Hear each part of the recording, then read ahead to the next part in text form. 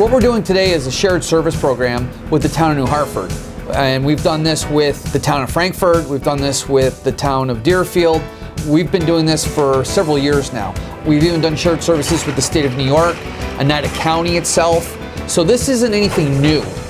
The city always had a history of not working well with others in the past.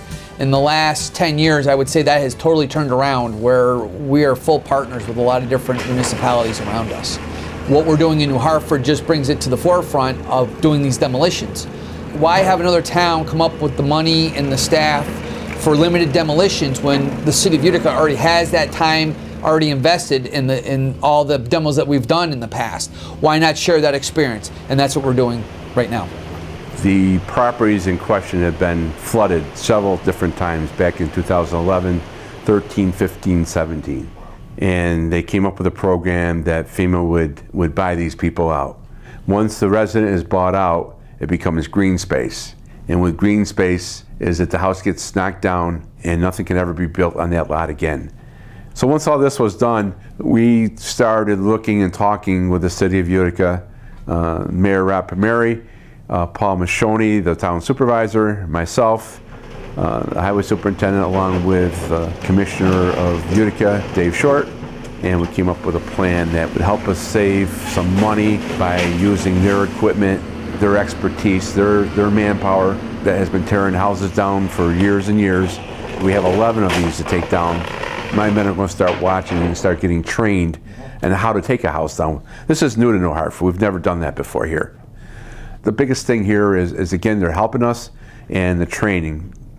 This administration has always worked well with others. If you're going to utilize the taxpayers' money, it's coming out of all of our same pockets at this point. The best thing to do is utilize the manpower, the education, the knowledge, the certification, and the equipment that other municipalities have. And we've been doing that right along, and we will continue to do that with our partners that we have a great working relationship with. Working with the mayor, we're able to take down the houses for the FEMA project. Part of the FEMA project was to pay for all the demolition and site preparation work for all these parcels. So working with the mayor in Utica, we're able to do it all in-house, meaning using shared services, the mayor with his excavator, and us as a town, we're going to be trucking the material away from the site and bringing it to the dump. And then we're going to be doing the site preparation. So it was a big cost savings, I think, for FEMA. It brings some extra revenue in for the city and the town also. So that's one effort that's been successful so far. Brine is all it is salt and water. I have a brine maker here at the Town of New Hartford garage. We make it here. We don't buy it, we make it. And it's less corrosive than normal salt because we're diluting it with water, and it goes further. I've cut my salt budget from $225,000 8 years ago down to $170 currently because we use the brine. We pre-treat the road before the storm. If it needs some help during the storm, I'll go out and help the guys and spray. Or after the storm, in our country roads, we don't use pure salt. And we get a hard pack on there, I'll go spray the roads. Within a half hour and an hour, our hard pack is gone. I've been looking at Rick's operation for brine, cut the cost of our salt. I mean, we have a lot of roads. We have 220 miles of road that we have to maintain here in the city. That takes a lot of salt. Rick's been doing brine for years now. I'd call him the godfather of brine for the central New York area because he's so much involved with it. And he's been talking to me for years to try to get me into it. We're slowly moving into it. This may be the year now that we have a new town supervisor who's really willing to push it, and we'll move on with it. Shared services has been something that we've been doing for the last 6-7 years.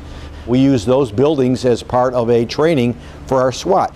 Shared services is ongoing. Why duplicate some of the assets that are out there in equipment when either a village or a town has something that we could utilize? They don't use it all the time. We can utilize their needs. So shared services is a great opportunity for us to keep the taxes moderately, but utilize our manpower, our assets, our equipment the best that we can. I think there's no cap to it. I think there's a lot of different areas that we could work together. I mean, from IT to DPW. I mean, we're definitely working with the police right now for shared services. I really think there's no end to it on that end. I mean, we both have great resources, and together we're only stronger. It makes sense all around, and with the good relationship I have with the mayor, it's pretty much a win-win for everybody.